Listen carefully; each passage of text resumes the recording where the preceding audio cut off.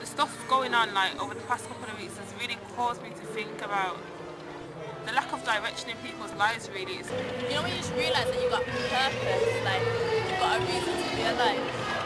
And even though it sounds so basic, it's like a lot of times, well, I feel like we don't even really acknowledge that, but we don't really think about it. It's like we were just reading the newspaper yesterday. It's talking about, oh, this person got shot and this person got stabbed, and they had like a grid of all the people who had died in London since the beginning of the year. And I was thinking, our generation's so lost because we just carry on living our lives like say like tomorrow's promised to us and like we've got all the time in the world to be doing this, that, the other, or whatever. But when you actually think about it, it's like life ain't promised to no one, tomorrow ain't promised to no one. Even as we're at this open air thing today, it's like there's such a lack of direction. And as you look at them, you see so many issues and so many insecurities, even in the way people carry themselves. And it's like, it's frustrating for me to be there knowing that I know the very thing that's the solution to all their problems.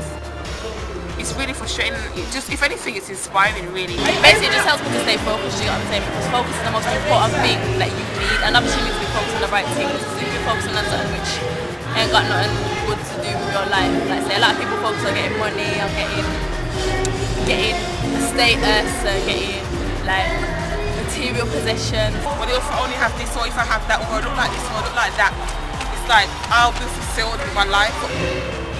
Basically what I'm trying to say is, yeah, focus and purpose, that is what we need, and that's what's going to keep you along your path. You know what I'm saying? The path that we're travelling is straight and it's narrow, so you got to keep focused in the fact that you got to know what you're living for. Otherwise, if you're not living for anything important, then you might as well just die. It sounds great, but you might as well just die, do you know what I'm saying?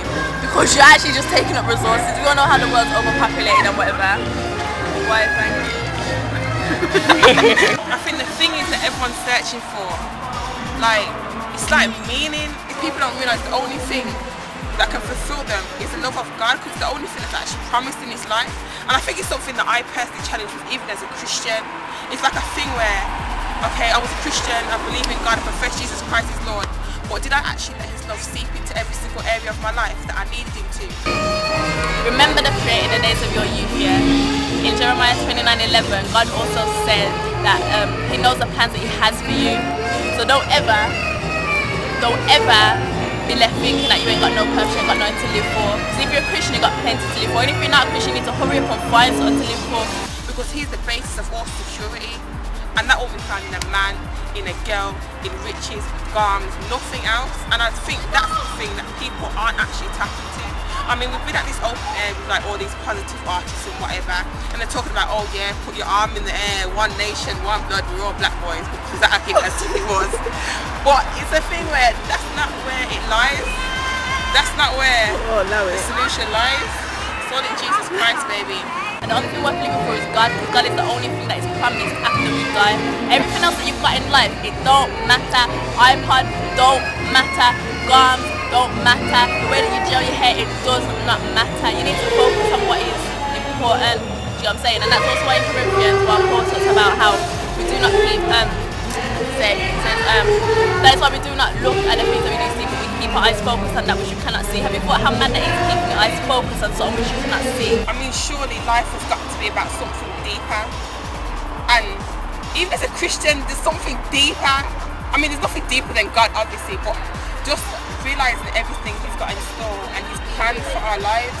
And it talks in the Bible about how man looks at outward appearance, but God sees the inside. God sees people's hearts. So, if as humans we see like this limited view of life, how can we possibly tell the next man what the meaning to life is? And how can you tell me what the meaning to life is when your life ain't even correct? When you've got the same issues and you're asking the same questions that I'm asking?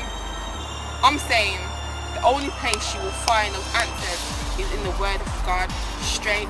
The only way you will know who you are is by reading the Word of God. Because in order to find out how product works, you go back to its creator. When you open a package for some kind of electrical thing, you look at the instructions because the creator wrote that. The Word is the basic manual for life. And even as a Christian, I'm realising that more and more, and how essential it is to really get into the Word. So, it's just a plea really to any non-Christians. If you want to know what life's about, holla, because you're not going to find it on road.